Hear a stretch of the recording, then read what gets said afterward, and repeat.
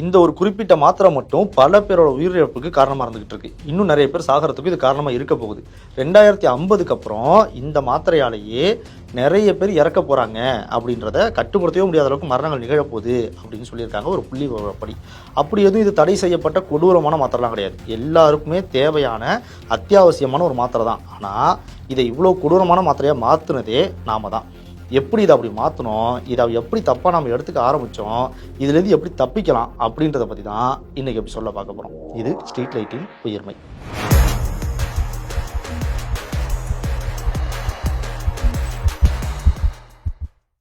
ஆன்டிபயோட்டிக்ஸை பற்றி தாங்க நான் பேசிகிட்டு இருக்கேன்.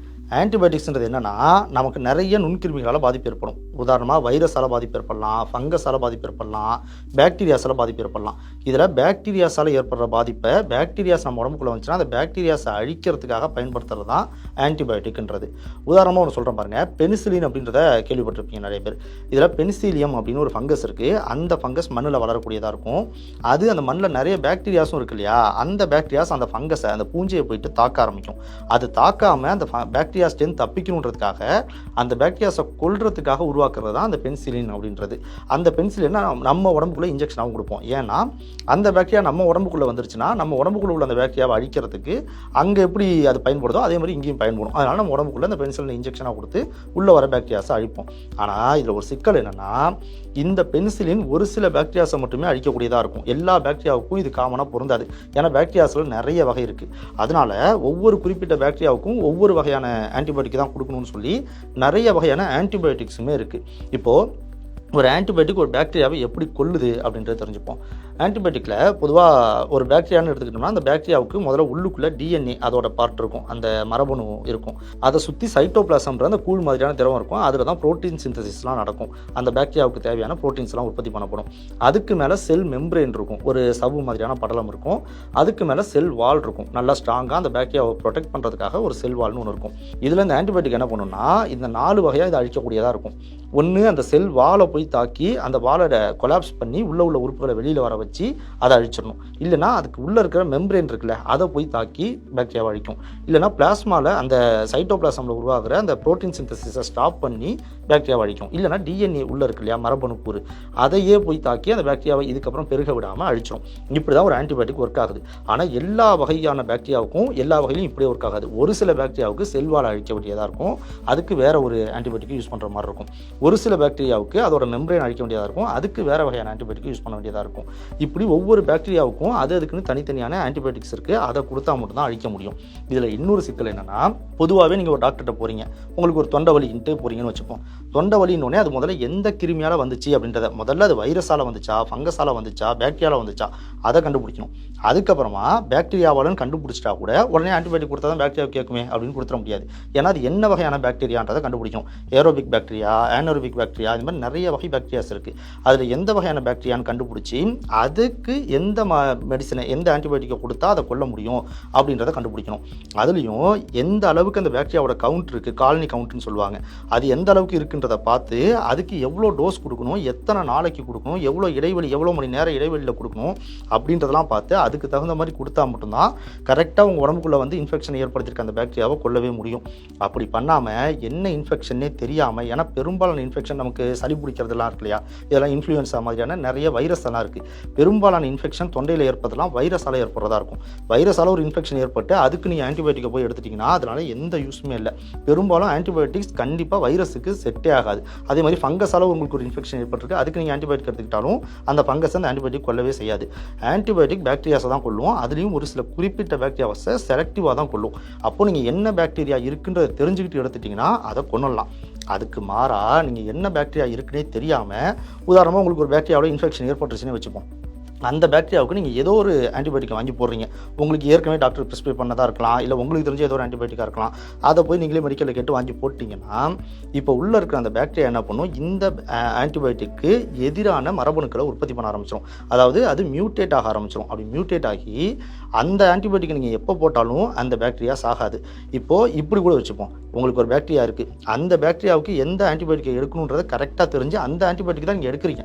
ஆனால் நான் ஏற்கனவே சொன்னேன் இல்லையா, கால இடைவெளி, அளவு இதெல்லாம் மாற்றி, உதாரணமாக காலனி கவுண்ட் அதிகமாக இருக்குது பாக்டீரியா, அந்த பாக்டீரியாவுக்கு நீங்கள் நல்ல அதிக டோசேஜ் எடுக்கணும். ஆனால் கம்மியாக எடுத்துட்டிங்கன்னா அந்த கம்மியான ஆன்டிபயோட்டிக் உள்ளே வந்து செயல்பட ஆரம்பிக்கும். ஆனால் அதை விட வீரியமாக பாக்டீரியா இருக்கிறதுனால அது இன்னும் அதிகமாக செயல்பட ஆரம்பித்து மரபணுவை மாற்றி இந்த ஆன்டிபயோட்டிக்கு எதிராக அது தன்னை உருவாக்கி வச்சுக்கும். அதுக்கப்புறம் இதே மருந்தை நீங்கள் இன்னும் அதிகமாக எடுத்தாலும் சரி, எந்த முறையில் எடுத்தாலும் சரி, இந்த பாக்டீரியாவை அதுக்கான ஆன்டிபயோட்டிக்கால கூட கொல்லவே முடியாமல் போயிடும். இதுக்கு தான் ஆன்டிபயோட்டிக் ரெசிஸ்டன்ஸ் அப்படின்னு சொல்லுவாங்க. இப்படி உருவாகிற இந்த பாக்டீரியாவுக்கு சூப்பர் பாக்டீரியா அப்படின்னு சொல்லுவாங்க. உதாரணமாக யூடிஐ அப்படின்னு சொல்லுவோம், யூரினரி ட்ராக்ட் இன்ஃபெக்ஷன் அப்படின்னு சொல்லுவாங்க. அது அதிகபட்சமாக ஈக்கோலைன்ற ஒரு பாக்டீரியாவில் உருவாகிறதா இருக்கும். இப்படி ஈக்கோலையால் யூடிஐ உருவாகும் போது ஆரம்ப காலங்களில் சில ஆன்டிபயோட்டிக்ஸை கொடுக்கறது மூலமாகவே அதை ஈஸியாக அழிச்சிக்கிட்டு இருந்தாங்க. ஆனால் மக்கள் அதிகமாக ஆன்டிபயோட்டிக்ஸை உட்கொள்ள ஆரம்பித்து சின்ன சின்ன பிரச்சனைலாம் ஆன்டிபயோட்டிக்ஸை எடுத்து அந்த ஈக்கோலை பாக்டீரியா அதுக்கு ரெசிஸ்டன்ஸாக மாறிடுச்சு. அதாவது பெரும்பாலான ஆன்டிபயோட்டிக்ஸுக்கு அது ரெசிஸ்டன்ஸாக மாறிடுச்சு.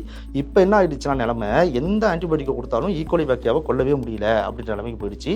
அதுக்கு ஐவி இன்ஜெக்ஷன்ஸை ரொம்ப ஹை டோஸை அதிகமான நாட்களுக்கு கொடுத்து ஹாஸ்பிட்டலைஸ்டாக வச்சுருந்து இதெல்லாம் பண்ணால் மட்டும் தான் கொல்ல முடியும் அப்படின்ற அளவுக்கு மோசமாக போயிடுச்சு. இந்த நிலை இப்படியே நீடிச்சுக்கிட்டே இருந்துச்சுன்னா எதிர்காலத்தில் நமக்கு சின்ன சின்ன பாக்டீரியாவால் வர இன்ஃபெக்ஷன்ஸ் கூட, சாதாரணமாக ஒரு பாக்டீரியாவில் இன்ஃபெக்ஷன் கூட நம்மளோட இம்யூன் சிஸ்டமே பொதுவாக கொல்லுன்னு சொல்லியிருந்தேன். இம்யூன் சிஸ்டத்தாலையும் கொல்ல முடியாத அளவுக்கு, ஆன்டிபயோட்டிக்ஸ் கொடுத்தா ஆன்டிபயோட்டிக்ஸாலையும் கொல்ல முடியாத அளவுக்கு அது அதிகமாகிடும். அப்போ நம்ம உடம்புக்குள்ளே அது இன்னும் அதிகமாக பெருகிக்கிட்டே போகும். அதை நம்மளால் கட்டுப்படுத்தவே முடியாது. ஒரு கட்டத்தில் உடம்புக்குள்ளே உள்ள உறுப்புகள் எல்லாத்தையும் செயலிழக்க வச்சு எல்லா உறுப்புகளையும் அரிச்சு மரணத்தையே ஏற்படுத்திடும். அதுதான் இப்போதைக்கு நடந்துகிட்டு இருக்கு. ஆன்டிபயோட்டிக்ஸ் 2 விதமாக செயல்படும். ஒன்று பாக்டீரிசிடல், இன்னொன்று பாக்டீரியோஸ்டாட்டிக்ஸ். இதில் பாக்டீரிசிடல்ன்றது உங்களுக்கு உடம்புக்குள்ளே வர அந்த பாக்டீரியாஸை எந்த அளவுக்கு இருக்கோ அந்த பாக்டீரியாஸை அப்படியே கொன்னுட்டு நம்மளோட யூரின் மூலமாக அந்த மாதிரி வெளியேற்றிடும். இன்னொன்று பாக்டீரியோஸ்டாட்டிக்ஸ். பாக்டீரியோஸ்டாட்டிக்ன்றது என்னன்னா, எவ்வளோ பாக்டீரியா இருக்கோ அந்த பாக்டீரியாவை அப்படியே பிடிச்சி வச்சுக்கும். பாக்டீரியா பொதுவாக 2, 4, 6 8 பெருகிக்கிட்டே போகும் இல்லையா, அப்படி அதை பெருக விடாமல் அப்படியே பிடிச்சிரும். அதுக்கு மேலே அதோட இனத்தை அதெல்லாம் பெருக்க முடியாது. இப்போ இருக்கிற அந்த பாக்டீரியாவை கொஞ்ச நாளில் அதுவே இறந்து போயிடும். அப்படி இல்லை அப்படின்னா அந்த நம்மளோட இம்யூன் சிஸ்டம் வந்து அந்த பாக்டீரியாவை கொன்று அதை அழிச்சு நம்மள்கிட்ட அதை போக்கிறோம். இப்படி தான் ஆன்டிபயோட்டிக்ஸ் ஒர்க் ஆகுது. உடம்புக்குள்ளே நமக்கு ஒரு இன்ஃபெக்ஷன் வந்துருச்சுன்னா அது என்ன பாக்டீரியான்னு கண்டுபிடிக்கணும், அதுக்கு தகுந்த மாதிரி ஆன்டிபயோட்டிக்ஸை கொடுக்கணுன்றதை சொன்னா இல்லையா. இதை ஒரு டாக்டர் பண்ணணும் அப்படின்னா அவங்க முதல்ல டெஸ்ட் எடுக்கணும். உங்களோட சிம்டம்ஸ் எப்படி இருக்குது அப்படின்னு பார்த்து, வாயை பார்க்கும்போது வாயில் சிவப்பாக புள்ளிகள் இருக்கலாம், இல்லை தொண்டை பகுதி முழுக்க செவந்திருக்கலாம், புண்ணு இருக்கலாம். இதெல்லாம் பார்க்கும்போது அவங்களுக்கு ஓரளவுக்கு கண்டுபிடிச்ச முடியும். இது வைரஸால் வந்திருக்குமா, ஃபங்கஸால் வந்திருக்குமா, இல்லை பாக்டீரியாவில் வந்திருக்குமா அப்படின்றத கண்டுபிடிச்சிட முடியும்.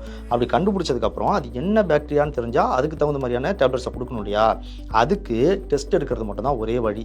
ஒன்று தொண்டை பகுதி அப்படின்னா ஸ்வாப் டெஸ்ட் எடுப்பாங்க. யூரினில் ஏதாவது இன்ஃபெக்ஷன், யூரினரி ட்ராக்ட் இன்ஃபெக்ஷன் அப்படின்னா அதுக்கு யூரின் க்ரோத் கல்ச்சர் டெஸ்ட்னு இருக்குது, அது எடுப்பாங்க. இதெல்லாம் எடுத்து பார்த்தா தான் என்ன பாக்டீரியா இருக்குது அப்படின்றத கண்டுபிடிக்க முடியும். எந்த பாக்டீரியான்றதை கண்டுபிடிச்சி அதுக்கப்புறம் அதுக்கு தகுந்த மாதிரியான சரியான மாத்திரையை மருத்துவர் பரிந்துரைப்பாங்க. அப்படி செய்யணும்னா கண்டிப்பாக டெஸ்ட் எடுக்கணும். டெஸ்ட்டு கண்டிப்பாக ரேட் அதிகமாக தான் இருக்கும். நம்ம இப்போ நார்மலாக நீங்கள் போகும்போது அந்த டேப்லெட் வாங்குற ரேட் வந்து கம்மியாக இருக்கலாம். ஆனால் அதுக்காக நீங்கள் எடுக்கிற டெஸ்ட்டோட ரேட் அதிகமாக இருக்கலாம். அப்படி டெஸ்ட் எடுக்க வேண்டாம், ஏதோ ஒரு ஆன்டிபயோட்டிக்கை போடுவோம் அப்படின்னு நினச்சி நீங்கள் போட்டிங்கன்னா அது இந்த அளவுக்கு உயிருக்கு ஆபத்தான போய் முடிகிற அளவுக்கு, நமக்கு மட்டும் இல்லாமல் நமக்கு அடுத்தடுத்து வர தலைமுறைகளே பாதிக்கிற அளவுக்கு பிரச்சனை ஏற்படக்கூடியதாக இருக்குது. அதனால் செலவை பார்க்காம, இல்லை எங்கே கம்மியான அளவில் ஏதோ கவர்மெண்ட் ஹாஸ்பிட்டல்லாம் கூட டெஸ்ட்லாம் நிறைய கம்மியான ரேட்டில் எடுக்கிறாங்க. அந்த மாதிரி ஒரு டெஸ்ட்டை எடுத்து என்னத்தால் நீங்கள் பாதிக்கப்பட்டிருக்கீங்க, வைரஸா பாக்டீரியாவா எந்த வகையான பாக்டீரியான்றதை கண்டுபிடிச்சிட்டு அதுக்கப்புறம் அதுக்கான ஆன்டிபயோட்டிக்கை டாக்டர் சொல்கிற மாதிரி சொல்கிற அளவில் சரியாக உபயோகப்படுத்துங்க. அதே மாதிரி இப்போ ஒரு டாக்டர் சொல்கிறாங்க கரெக்டாக 8 மணி நேரம் இடைவெளியில் காலையில் 8 மணிக்கு சாப்பிட்டிங்கன்னா திரும்ப ராத்திரி 8 மணிக்கு சாப்பிட்ணும். இந்த டைம் பீரியடை ஒரு 12 மணி நேரம் இந்த டைம் பீரியடை மிஸ் பண்ணக்கூடாது. சில ஆன்டிபயோட்டிக்ஸை மதியமும் சாப்பிட்ற மாதிரி இருக்கும் அப்படின்னு சொல்லிட்டாங்கன்னா கரெக்டாக அதை சாப்பிட்றணும். இடையில நீங்கள் சாப்பிடாம விட்டிங்கன்னா கூட அந்த ரெசிஸ்டன்ஸ் அதிகமாகிறதுக்கு வாய்ப்பு இருக்குது. பாக்டீரியாஸோட ரெசிஸ்டன்ஸ் அதிகமாகிறதுக்கு வாய்ப்பு இருக்குது. அதே மாதிரி நிறைய பேர்ட்ட ஒரு பழக்கம் இருக்குது. டாக்டர் இத்தனை அளவுக்கு மாத்திரை சொல்கிறாங்க, ஒரு 10 நாளைக்கு மாத்திரை கொடுக்குறாங்க அப்படின்னா 5 நாளைக்கு மட்டும் வாங்கிப்போம், எதுக்கு 10 நாள் அப்படின்னு நினைக்கிற மனநிலை நிறைய பேர்ட்ட இருக்குது. இதுவுமே இந்த மாதிரி ரெசிஸ்டன்ஸ் ஏற்படுத்துறதுக்கு, குறிப்பாக இந்த ஆன்டிபயோட்டிக்ஸ் பொறுத்த வரைக்கும் ரெசிஸ்டன்ஸ் ஏற்படுறதுக்கு காரணமாக இருக்கலாம். ஏன்னா எவ்வளோ அளவுக்கு அந்த காலனி கவுண்ட் இருக்கோ அதுக்கு தகுந்த மாதிரி 10 நாள் இந்த மாத்திரை போட்டிங்கன்னா தான் அந்த பாக்டீரியாஸ் ஆகும் அப்படின்றதுக்காக தான் கொடுப்பாங்க. நீங்கள் வெறும் 5 நாளைக்கு மட்டுமே மாத்திரை வாங்கிட்டீங்கன்னா 5 நாளைக்கு கொஞ்சம் பாக்டீரியாஸ் குறைஞ்சிருக்கலாம், மீதி பாக்டீரியாஸ் அப்படியே இருக்கலாம். அதை அழிக்காமலே நீங்கள் விட்டுட்டு மாத்திரை நிறுத்திருப்பீங்க, திரும்ப அது அப்படியே ரெசிஸ்டண்ட்டாகவும் ஆகிடும், உடம்புக்குள்ளே இன்னும் பெருக ஆரம்பிச்சிடும், திரும்ப அந்த நோய் வர ஆரம்பிக்கும்.